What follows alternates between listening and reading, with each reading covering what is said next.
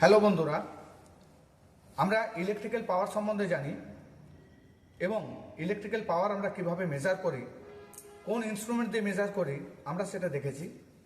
যে আমরা electrical power যে ইনস্ট্রুমেন্ট দিয়ে আমরা মেজার করি সেটার নাম হচ্ছে watt meter.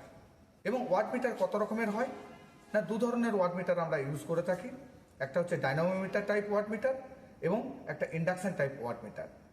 Dynamometer type watt meter আমরা এসি এবং ডিসি বোথ সাপ্লাইয়ে আমরা ইউজ করি পাওয়ার মেজারমেন্ট করার জন্য। আর ইন্ডাকশন টাইপ ওয়াট মিটার আমরা শুধুমাত্র এসি পাওয়ার মেজার করার জন্য আমরা ইউজ করে থাকি। আজ তোমাদের আমি একটা ডাইনামোমিটার টাইপ ওয়াট মিটার লোডের সাথে আমরা কিভাবে কানেক্ট করব এবং কিভাবে আমরা পাওয়ার মেজারমেন্ট করব সেটা আমরা দেখাবো। দেখো, এখানে একটা ডাইনামোমিটার টাইপ ওয়াট মিটার আমার দেখানো আছে, নিয়েছি। এই ডাইনামোমিটার টাইপ ওয়াট মিটারের দেখো এখানে 5টা টার্মিনাল আছে। 5টা টার্মিনাল এখানে আমরা দেখতে পাচ্ছি। কি কি টার্মিনাল? একটা হচ্ছে এম, একটা হচ্ছে এল, একটা হচ্ছে সি, একটা হচ্ছে 300 এবং আরেকটা আছে 150 টার্মিনাল। তো এই টার্মিনালগুলো কিসের জন্য, কার সাথে কিভাবে কানেক্ট করব? আমরা জানি ওয়াট মিটারে দুটো কয়েল থাকে, একটা হচ্ছে কারেন্ট কয়েল এবং আরেকটা হচ্ছে প্রেসার কয়েল। তো কারেন্ট কয়েলের দুটো টার্মিনাল, প্রেসার কয়েলের দুটো টার্মিনাল। কিন্তু এখানে প্রেসার কয়েলটা আমরা আরও কয়েকটা ট্যাপিং নিয়েছি, একটা 300-তে এবং আরেকটা 150-তে, মানে 300 এবং 150 এই দুটো টার্মিনাল আমাদের প্রেসার কয়েলের টার্মিনাল। এখন প্রেসার কয়েলের যে টার্মিনাল সেটা হচ্ছে এম এবং 150 একটা টার্মিনাল আর 300 একটা টার্মিনাল, মানে ওই কয়েলটারই মাঝে আমরা একটা 150 ট্যাপিং আমরা বের করে নিয়েছি। অ্যাকচুয়ালি কয়েলটা এম এবং 300 টার্মিনালে এবং তার মাঝে আমরা একটা 150 একটা টার্মিনাল আমরা একটা ট্যাপিং করে বের করেছি। আর এখানে কারেন্ট কয়েল যেটা, সেই কারেন্ট কয়েলের টার্মিনাল হচ্ছে এই দুটো, এল এবং সি। এই এল এবং সি এই দুটো হচ্ছে কারেন্ট কয়েলের টার্মিনাল। আর প্রেসার কয়েলের টার্মিনাল এম 150 অথবা এম 300, এই দুটোর মধ্যে নিলেই হবে। এখানে দেখো আরও 4টে টার্মিনাল আছে। এই 4টে টার্মিনাল কিসের না, এই 4টে টার্মিনাল দেখো এটা হচ্ছে কারেন্ট কয়েল থেকে আমরা ট্যাপিং করেছি। যখন আমরা কোনো লোড কারেন্ট 2.5 অ্যাম্পিয়ার আমরা মেজার করব, তখন এই যে কানেক্টরগুলো আছে এই কানেক্টরগুলোকে আমরা এই দুটো টার্মিনালের সাথে কানেক্ট করব। এই দুটো দেখো, এই দুটো টার্মিনালের সঙ্গে কানেক্ট করলাম। কখন না, যদি load current up to 2.5 ampere পর্যন্ত হয়। এখানে এই যে মিটারটা নিয়েছি, মিটারটা 0 থেকে 750 ওয়াট পর্যন্ত মেজার করতে পারবে। সেই জন্য এই কারেন্ট হচ্ছে এই যখন 2.5 অ্যাম্পিয়ার পর্যন্ত লোড কারেন্ট, তখন আমরা এইভাবে সিরিজে কানেক্ট করলাম। কিন্তু যদি 2.5-এর থেকে বেশি হয়, 2.5 থেকে 5 অ্যাম্পিয়ার পর্যন্ত এই ওয়াট মিটারটা মেজার করতে পারবে, তখন আমরা এই কানেকশানগুলো আমরা প্যারালালে কানেক্ট করব। এই টার্মিনালগুলো প্যারালালে কানেক্ট করব। এই যে আমরা এখন 2 অ্যাম্পিয়ারের বেশি এবং 5 অ্যাম্পিয়ার পর্যন্ত আমরা এই টার্মিনালগুলোকে এভাবে আমরা কানেক্ট করব। অর্থাৎ কারেন্ট কত অ্যাম্পিয়ার লোড কারেন্ট তার উপর ডিপেন্ড করে আমরা এগুলো কানেক্ট করব।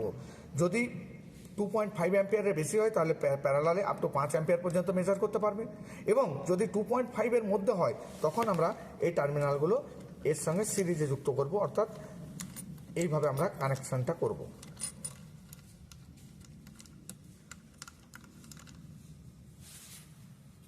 এখন দেখো, আমি এই টার্মিনালগুলো সাপ্লাইয়ের সাথে এবং লোডের সাথে কানেক্ট করব। আমরা তার জন্য একটা তার নিলাম, এইতে ওয়্যারটা নিয়েছি। এই ওয়্যারটা একটা এম টার্মিনালের সঙ্গে আমি ওয়্যারটাকে কানেক্ট করলাম। এখন এম টার্মিনাল কানেক্ট করলাম। এম টার্মিনালের সাথে সি টার্মিনালটা শর্ট করতে হবে। আমি একটা ওয়্যার নিয়ে এম টার্মিনালের সঙ্গে সি টার্মিনালটা শর্ট করছি।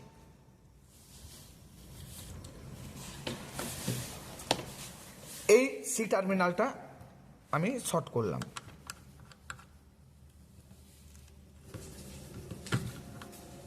তাহলে এম টার্মিনালের সাথে সি টার্মিনাল একটা তার দিয়ে শর্ট করলাম। এল টার্মিনালটা আমার লোডে যাবে, একটা তার নেব, সেই তার নিয়ে এটা আমি লোডের সঙ্গে কানেক্ট করব।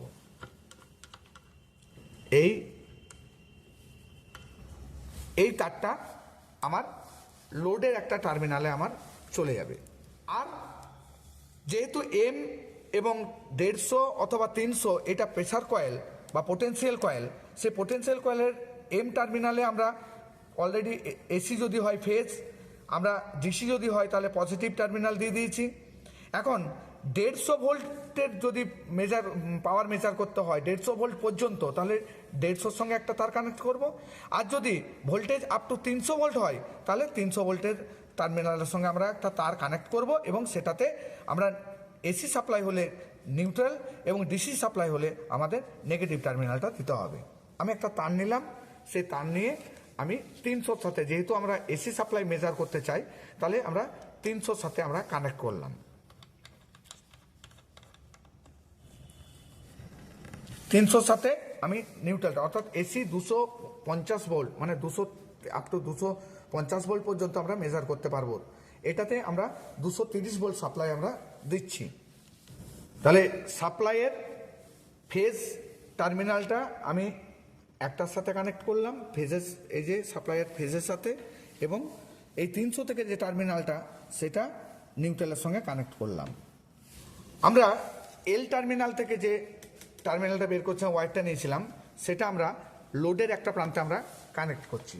এই লোডের একটা প্রান্তে আমরা কানেক্ট করলাম। আর লোডের আরেকটা টার্মিনাল আমরা নিউট্রাল, সাপ্লাই নিউট্রালের সঙ্গে কানেক্ট করব। এই লোডের আরেকটা টার্মিনাল আমি সাপ্লাইয়ের নিউট্রালের সাথে দিলাম, এখানে লোডের আরেকটা প্রান্তে আমি কানেক্ট করব। তাহলে লোডের নিউট্রাল একটা টার্মিনাল থেকে গেল, এবং মিটারের, ওয়াট মিটারের এল টার্মিনাল থেকে ফেজটা আমার লোডের আরেকটা প্রান্তে গেল। আমি এখানে একটা ল্যাম্প লোড নিয়েছি। আমরা এখন যদি এই সাপ্লাইটা অন করি, তাহলে এই যে লোডটা, এই লোডটার পাওয়ার কনজিউম কত হচ্ছে সেটা এই মিটারে কিন্তু দেখাবে। রিডিং নেওয়ার সময় একটা জিনিস মনে রাখতে হবে, যে এখানে দেখো একটা মাল্টিপ্লিকেশন ফ্যাক্টর আছে। এই যে এটা হচ্ছে একটা মাল্টিপ্লিকেশন ফ্যাক্টর, একটা চার্ট দেওয়া আছে। যদি আমরা 300 ভোল্টে আমরা 2.5 অ্যাম্পিয়ার পর্যন্ত আমরা যদি লোড কারেন্টটা হয়, তাহলে 2.5 মানে কি,